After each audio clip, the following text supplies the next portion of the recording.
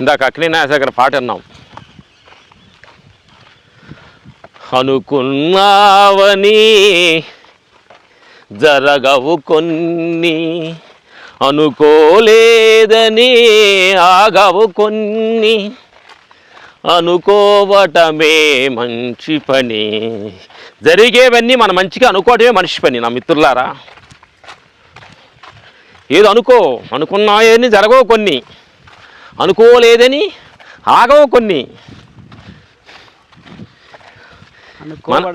మంచి జరిగేవన్నీ మంచి అని అనుకోవడం మంచి పని.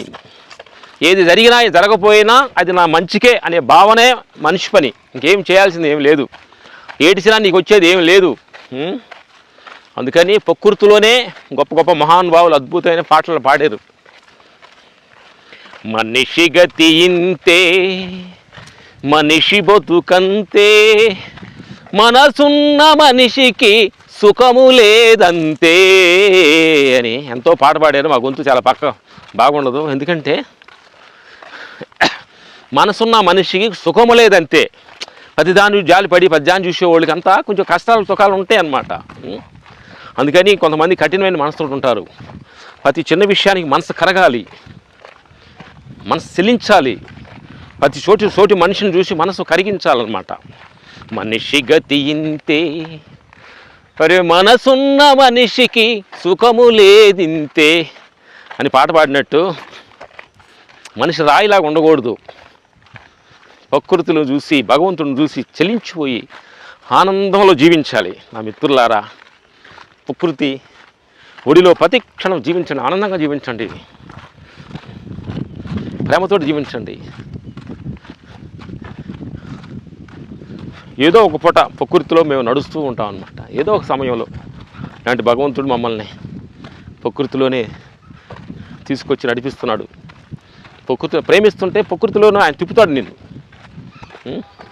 మనుషుల మధ్యనే తిరుగుతూ జరిగిపోయిన విషయాలన్నీ తలుచుకుంటూ, అయ్యో ఆ టైంలో అలా జరిగిపోయింది, అలా జరిగి ఉండకూడదే, అయిపోయి ఎప్పుడో అయిపోయి ఉండదు దాన్ని, అలా జరిగి ఉండకూడదే, ఇలా జరిగి ఉండాలి, ఏడుస్తూ ఉంటాను నా మిత్రులారా. అందుకని ఏది జరిగినా ఆనందంగా ఎంజాయ్ చేసుకుంటూ, యాక్సెప్ట్ చేసుకుంటూ, జరిగేవన్నీ మన మంచిగానే అనుకోవటమే మనిషి పని అని సత్యాన్ని ప్రతి క్షణం మనసులో పెట్టుకోండి. ఇటు రామైన సూర్యుడు చూడండి, అదిగో సూర్యుడు చూడండి.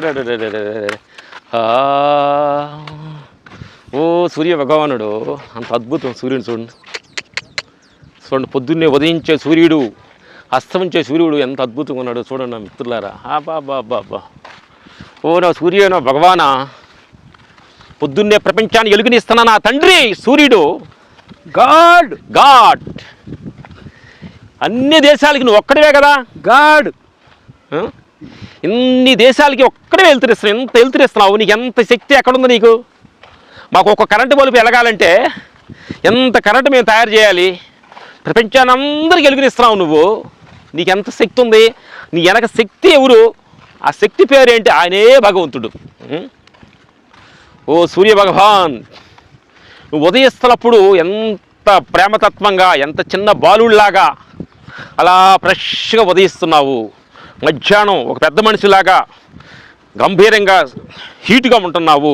అదే ఈవినింగ్ ఇప్పుడు 5 గంటల సమయంలో ఎంత చిన్న బాలుడిలాగా ఎంత అద్భుతంగా ఉన్నావు సూర్య భగవాన. ఎంతమంది జీవితాల్లో వెలుగును ప్రసాదిస్తున్నావు నువ్వు. నువ్వే ఇంత వెలుగును ప్రసాదిస్తున్నప్పుడు నీ వెనక శక్తి ఎంతమందికి వెలుగునిస్తుంది? ఆ శక్తే భగవంతుడు. అబ్బాబా, చెట్ల మధ్యలో సూర్య భగవాన్, ఆహాహా, ఓ సూర్యుడా, ఓ సూర్యుడా, ఓ సూర్యుడా.